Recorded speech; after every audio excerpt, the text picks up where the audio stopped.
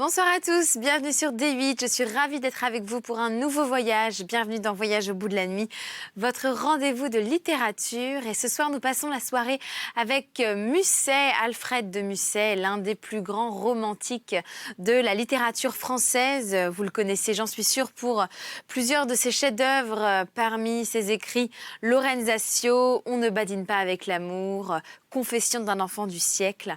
Tous ces textes qui vous parlent, j'en suis sûre. Petite séance de rattrapage sur la biographie de cet auteur qui est né à Paris en 1810, mort en 1857 et qui fut bien l'un des meilleurs élèves de sa génération, premier au collège Henri IV, qui est tout simplement le meilleur lycée parisien. Et il reçoit la récompense du prix d'honneur, donc toujours dans ce collège en 1827. Il s'intéresse à plein de choses, évidemment à la littérature, mais aussi au droit, à la médecine. Et c'est malheureusement le jour du décès de son papa, quand Musset a 22 ans, qu'il a un déclic et qu'il souhaite donner sa vie à la littérature et se consacrer uniquement sur l'écriture. Il est déjà très à l'aise, très jeune, puisqu'il publie en 1829 son premier recueil poétique, Les Contes d'Espagne et d'Italie. Quelques années plus tard, son premier roman, un drame romantique, Lorenzaccio, inspiré d'un voyage à Venise avec son amour George Sand, puisqu'il y eut une relation particulièrement houleuse avec cette dernière. Et la même année, il publie Fantasio ou encore On ne badine pas avec l'amour. Ce soir, ce sont ces nouvelles que nous découvrons ensemble. Alors, je vous ai lu dans un précédent voyage la nouvelle Emmeline. Et puis, nous passons tout de suite à une nouvelle, un nouvel écrit intitulé Les deux maîtresses. J'entame tout de suite cette lecture. N'hésitez pas à réagir avec moi. #VBN. Je vous souhaite une très belle soirée. Chapitre 1. Croyez-vous, madame, qu'il soit possible d'être amoureux de deux personnes à la fois? Si pareille question m'était faite, je répondrais que je n'en crois rien. C'est pourtant ce qui est arrivé à un de mes amis, dont je vous raconterai l'histoire afin que vous en jugiez vous-même. En général, lorsqu'il s'agit de justifier un double amour, on a d'abord recours au contraste. L'une était grande, l'autre petite. L'une avait 15 ans, l'autre en avait 30. Bref, on tente de prouver que deux femmes qui ne se ressemblent ni d'âge, ni de figure, ni de caractère, peuvent inspirer en même temps deux passions très différentes. Je n'ai pas ce prétexte pour m'aider. Car les deux femmes dont il s'agit se ressemblaient au contraire un peu. L'une était mariée, il est vrai, et l'autre veuve. L'une riche, l'autre très pauvre. Mais elles avaient presque le même âge et elles étaient toutes deux brunes et fort petites. Bien qu'elles ne fussent ni sœurs ni cousines, il y avait entre elles un air de famille. De grands yeux noirs, même finesse de taille. C'étaient deux ménechmes femelles. Ne vous effrayez pas de ce mot que j'ai même pas réussi à prononcer. Il n'y aura pas de quiproquo dans ce conte. Avant d'en dire plus sur ces deux dames, il faut parler de notre héros. Vers 1825 environ, vivait à Paris un jeune homme que nous appellerons Valentin.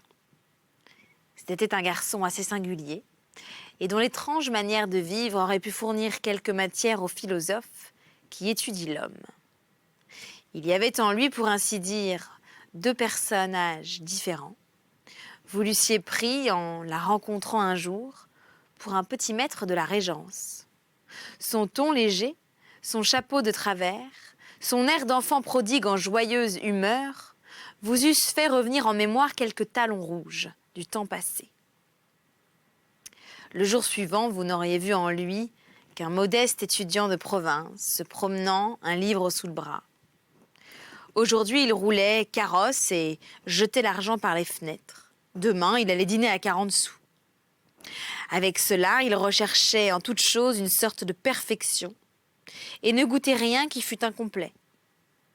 Quand il s'agissait de plaisir, il voulait que tout fût plaisir et n'était pas homme à acheter une jouissance par un moment d'ennui. S'il avait une loge au spectacle, il voulait que la voiture qui l'y menait fût douce, que le dîner eût été bon. et qu'aucune idée fâcheuse ne put se présenter en sortant. Mais il buvait de bon cœur la piquette dans un cabaret de campagne et se mettait à la queue pour aller au parterre. C'était alors un autre élément. Et il ne faisait pas le difficile, mais il y gardait dans ses bizarreries une sorte de logique, et s'il y avait en lui deux hommes divers, ils ne se confondaient jamais. Ce caractère étrange provenait de deux causes, peu de fortune et un grand amour du plaisir. La famille de Valentin jouissait de quelque aisance, mais il n'y avait rien de plus dans la maison qu'une honnête médiocrité, une douzaine de 1000 francs par an, dépensés avec ordre et économie. Ce n'est pas de quoi mourir de faim. Mais quand une famille entière vit là-dessus, ce n'est pas de quoi donner des fêtes.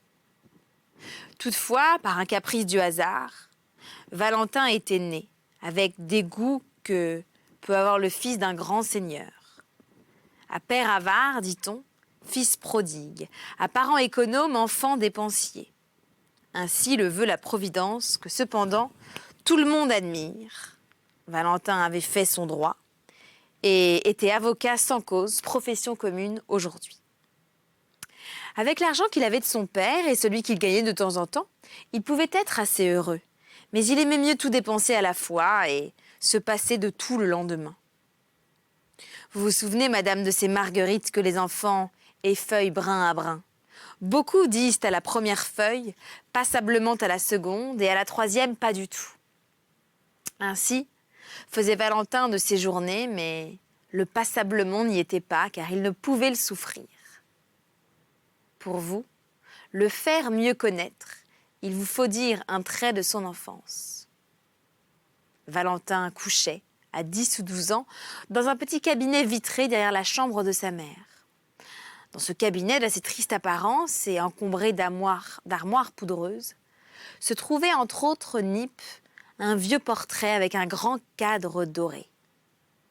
Quand par une belle matinée, le soleil donnait sur ce portrait, l'enfant à genoux sur son lit s'en approchait avec délice, tandis qu'on le croyait endormi, en attendant que l'heure du maître arrivât. Il restait parfois des heures entières, le front posé sur l'angle du cadre. Des heures entières devant un rayon de lumière frappant sur les dorures et l'entourait d'une sorte d'auréole où nageait son regard ébloui. Dans cette posture, il faisait 1000 rêves. Une extase bizarre s'emparait de lui. Plus la clarté devenait vive et plus son cœur s'épanouissait. Quand il fallut enfin détourner les yeux, fatigué de l'éclat de ce spectacle, il fermait alors ses paupières. Il suivait avec curiosité la dégradation des teintes nuancées dans cette tache rougeâtre qui reste devant nous quand nous fixons trop longtemps la lumière. Puis il revenait à son cadre et recommençait de plus belle. Ce fut là, m'a-t-il dit lui-même, qu'il prit un goût passionné pour l'or et le soleil, deux excellentes choses du reste. Ses premiers pas dans la vie furent guidés par l'instinct de la passion native. Au collège, il ne se lia qu'avec des enfants plus riches que lui, non par orgueil, mais par goût. Précoce d'esprit dans ses études, l'amour-propre le poussait moins qu'un certain besoin de distinction. Il lui arrivait de pleurer au milieu de la classe, quand il n'avait pas le samedi sa place au banc d'honneur. Il achevait ses humanités et travaillait avec ardeur. Lorsqu'une dame, amie de sa mère, lui fit cadeau d'une belle turquoise au lieu d'écouter la leçon. Il regardait sa bague reluire à son doigt. C'était encore l'amour de l'or tel que peut le ressentir un enfant curieux. Dès que l'enfant fut homme, ce dangereux penchant porta bientôt ses fruits. À peine eut-il sa liberté qu'il se jeta, sans réflexion, dans tous les travers d'un fils de famille, né d'humeur gaie, insouciant de l'avenir. L'idée qu'il était pauvre ne lui venait pas et il ne semblait pas s'en douter. Le monde lui fit comprendre. Le nom qu'il portait lui permettait de traiter en égaux des jeunes gens qui avaient sur lui l'avantage de la fortune. Admis par eux, comment les imiter ? Les parents de Valentin vivaient à la campagne. Sous prétexte de faire son droit, il passait son temps à se promener aux Tuileries et aux boulevards. Sur ce terrain, il était à l'aise, mais quand ses amis le quittaient pour monter à cheval, force lui était de rester à pied, seul et un peu désappointé. Son tailleur lui faisait crédit, mais à quoi sert l'habit quand la poche est vide? Les 3/4 du temps, il en était là, trop fier pour vivre en parasite. Il prenait à tâche de dissimuler ses secrets, motifs de sagesse, refusait dédaigneusement des parties de plaisir où il ne pouvait payer son écho et s'étudiait à ne toucher aux riches que dans ses jours de richesse. Ce rôle, difficilement soutenu, tomba devant la volonté paternelle. Il fallut choisir un état. Valentin entra dans une maison de banque. Le métier de commis ne lui plaisait guère, encore moins le travail quotidien. Il allait au bureau, l'oreille un peu basse. Il avait fallu renoncer aux amis en même temps qu'à la liberté. Il n'en était pas honteux, mais il s'ennuyait. Quand arrivait, comme dit André Chénier, le jour de la veine dorée, une sorte de fièvre le saisissait. Qu'il eût des dettes à payer ou quelque emplette utile à faire, la présence de l'or le troublait à tel point qu'il en perdait la réflexion. Dès qu'il voyait briller dans ses mains un peu de ce rare métal, il sentait son cœur tressaillir, ne pensait plus qu'à courir, s'il faisait beau. Quand je dis courir, je me trompe. On le rencontrait ces jours-là dans une bonne voiture de louage, qui le menait au rocher de Cancale. Là, étendu sur les coussins, respirant l'air ou fumant son cigare, il se laissait bercer mollement sans jamais songer à demain. Demain, pourtant, c'était l'ordinaire. Il fallait redevenir commis, mais peu lui importait, pourvu qu'à tout prix, il eût satisfait son imagination. Les appointements du mois s'envolaient ainsi en un jour. Il passait, disait-il, ses mauvais moments à rêver et ses bons moments à réaliser ses rêves, tantôt à Paris, tantôt à la campagne. On le rencontrait avec son fracas, presque tout seul, preuve que ce n'était pas vanité de sa part. D'ailleurs, il faisait ses extravagances avec la simplicité d'un grand seigneur qui se passe un caprice. Voilà un bon commis, direz-vous. Aussi le mit-on à la porte. Avec la liberté et l'oisiveté revinrent des tentations de toutes sortes. Quand on a beaucoup de désirs, beaucoup de jeunesse et peu d'argent, on court grand risque de faire des sottises. Valentin en fit d'assez grandes. Toujours poussé par sa manie de changer des rêves en réalité, il en vint à faire les plus dangereux rêves. Il lui passait, je suppose, par la tête de se rendre compte de ce que peut être la vie d'un tel qui a 100 000 francs à manger par an. Voilà mon étourdi qui, toute une journée, n'en agissait ni plus ni moins que s'il eût été le personnage en question. Jugez où cela peut conduire, avec un peu d'intelligence et de curiosité. Le raisonnement de Valentin sur sa manière de vivre était du reste assez plaisant. Il prétendait qu'à chaque créature vivante revient de droit une certaine somme de jouissance. Il comparait cette somme à une coupe pleine que les économes vident goutte à goutte et qu'il buvait, lui, à grands traits. « Je ne compte pas les jours, disait-il, mais les plaisirs. Et le jour où je dépense 25 louis, j'ai 182 500 livres de rente. » Au milieu de toutes ces folies, Valentin avait dans le cœur un sentiment qui devait le préserver. C'était son affection pour sa mère. Sa mère, il est vrai, l'avait toujours gâté. C'est un tort, dit-on. Je n'en sais rien. Mais en tout cas, c'est le meilleur et le plus naturel des torts. L'excellente femme qui avait donné la vie à Valentin fit tout au monde et pourra la lui rendre douce. Elle n'était pas riche, comme vous savez. Si tous les petits écus glissés en cachette dans la main de l'enfant chéri s'étaient trouvés tout à coup rassemblés, ils auraient pourtant fait une belle pile. Valentin, dans tous ses désordres, n'eut jamais d'autre frein que l'idée de ne pas rapporter un chagrin à sa mère. Mais cette idée le suivait partout. D'un autre côté, cette affection salutaire ouvrait son cœur à toutes les bonnes pensées, à tous les sentiments honnêtes. C'était pour lui la clé d'un monde qui n'eût peut-être pas compris sans cela. Je ne sais qui a dit le premier qu'un être aimé n'est jamais malheureux. Celui-là eût pu dire encore « Qui aime sa mère n'est jamais méchant ». Quand Valentin regagnait le logis, après quelques folles équipées, traînant l'aile, étirant le pied, sa mère arrivait et le consolait. Qui pourrait compter les soins patients, les attentions en apparence faciles, les petites joies intérieures par lesquelles l'amitié se prouve en silence et rend la vie douce et légère. J'en veux citer un exemple en passant. Un jour que l'étourdi garçon avait vidé sa bourse au jeu, il venait de rentrer de mauvaise humeur. Les coudes sur sa table, la tête dans ses mains, il se livrait à ses idées sombres.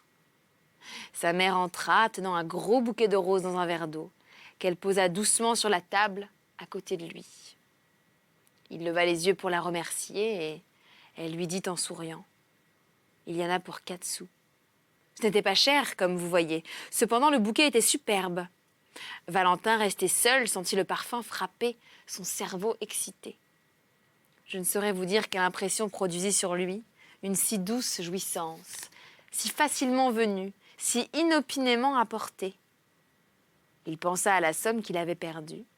Il se demanda ce qu'en aurait pu faire la main maternelle qui le consolait à si bon marché. Son cœur gonflé se fondit en larmes et il se souvient des plaisirs du pauvre qu'il venait d'oublier. Ces plaisirs du pauvre lui devinrent chers à mesure qu'il les connut mieux. Il les aima parce qu'il aima sa mère, il regarda peu à peu autour de lui et, ayant un peu essayé de tout, il se trouva capable de tout sentir. Était-ce un avantage? Je ne puis rien dire encore. Chance de jouissance, chance de souffrance. J'aurais l'air de faire une plaisanterie si je vous dis qu'en avançant dans la vie, Valentin devint à la fois plus sage et plus fou. C'est pourtant la vérité. Une double existence se développait en lui. Si son esprit avide l'entraînait, son cœur le retenait au logis. S'enfermait-il, décidé au repos, un orgue de barbarie, jouant une valse, passait sous la fenêtre et dérangeait tout. Sortait-il alors, et selon sa coutume, courait-il après les plaisirs, un mendiant rencontré en route, un mot touchant trouvé par hasard dans le fatras d'un drame à la mode, le rendait pensif et il retournait chez lui. Prenait-il la plume et s'asseyait-il pour travailler. Sa plume distraite esquissait sur les marges d'un dossier la silhouette d'une jolie femme qu'il avait rencontrée au bal. Une bande joyeuse réunie chez un ami l'invitait-elle à souper. Il tendait son verre en riant et buvait une copieuse rasade. Puis il fouillait dans sa poche, voyait qu'il avait oublié sa clé, qu'il réveillerait sa mère en rentrant. Il s'esquivait et revenait respirer ses roses bien-aimées. Tel était ce garçon, simple, écervelé, timide et fier, tendre et audacieux. La nature l'avait fait riche et le hasard l'avait fait pauvre. Au lieu de choisir, il prit les deux. Tout ce qu'il y avait en lui de patience, de réflexion et de résignation ne pouvait triompher de l'amour du plaisir et de ses plus grands moments de déraison, ne pouvait entamer son cœur. Il ne lutta ni contre son cœur, ni contre le plaisir qui l'attirait. Ce fut ainsi qu'il devint double et qu'il vécut en perpétuelle contradiction avec lui-même, comme je vous le montrais tout à l'heure. Mais c'est de la faiblesse, allez-vous dire. Et mon Dieu, oui, ce n'est pas là un Romain, mais nous ne sommes pas ici à Rome. Nous sommes à Paris, madame, et il est question de 2 amours. Heureusement pour vous, le portrait de mes héroïnes sera plus vite fait que celui de mon héros. Tournez la page, elles vont entrer en scène. Chapitre 2. Je vous ai dit que ces 2 dames, l'une était riche et l'autre pauvre. Vous devinez déjà par quelle raison elles plurent toutes 2 à Valentin. Je crois vous avoir dit aussi que l'une était mariée, l'autre veuve. La marquise de Parne, c'est la mariée, était fille et femme de marquis. Ce qui vaut mieux, elle était donc fort riche. Ce qui vaut mieux encore, elle était fort libre, son mari étant en Hollande pour affaires.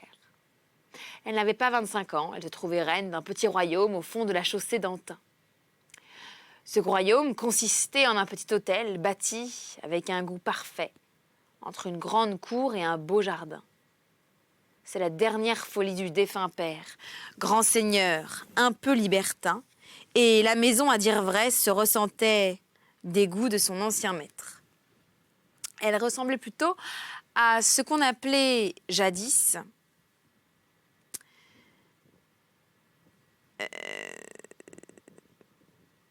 et ben du coup j'ai perdu ma ligne évidemment. Elle se ressemblait plutôt à ce qu'on appelait jadis, et je ne trouve plus, c'est quand même incroyable. Bon, je reprends.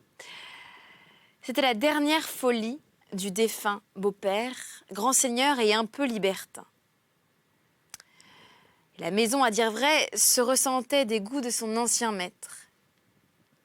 Elle ressemblait plutôt à ce qu'on appelait jadis une maison à partie, qu'à la retraite d'une jeune femme condamnée au repos par l'absence de l'époux. Un pavillon rond séparé de l'hôtel occupait le milieu du jardin. Ce pavillon, qui n'avait qu'un rez-de-chaussée, n'avait aussi qu'une seule pièce et n'était qu'un immense boudoir meublé avec un luxe raffiné. Madame de Parme, qui habitait l'hôtel et passait pour fort sage, n'allait point, disait-on, au pavillon. On y voyait pourtant quelquefois de la lumière, compagnie excellente, dîners à l'avenant, fringants équipages, nombreux domestiques, en un mot, grand bruit de bon ton. Voilà la maison de la marquise. D'ailleurs, une éducation achevée lui avait donné 1000 talents, avec tout ce qu'il faut pour plaire sans esprit. Elle trouvait moyen d'en avoir, une indispensable tante la menait partout. Quand on parlait de son mari, elle disait qu'il allait revenir, et personne ne pensait à médire d'elle. Madame de Launay, c'est la veuve. Elle avait perdu son mari fort jeune, elle vivait avec sa mère, d'une modique pension obtenue à grand-peine et à grand-peine suffisante.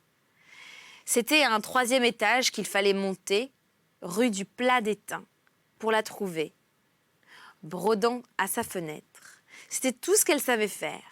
Son éducation, vous le voyez, avait été donc fort négligée. Un petit salon était tout son domaine. À l'heure du dîner, on y roulait la table de noyer, reléguée durant le jour dans l'antichambre. Le soir, une armoire à alcôve s'en trouvait, contenant 2 lits. Du reste, une propreté soigneuse entretenait le modeste ameublement. Au milieu de tout cela, Madame de Launay aimait le monde.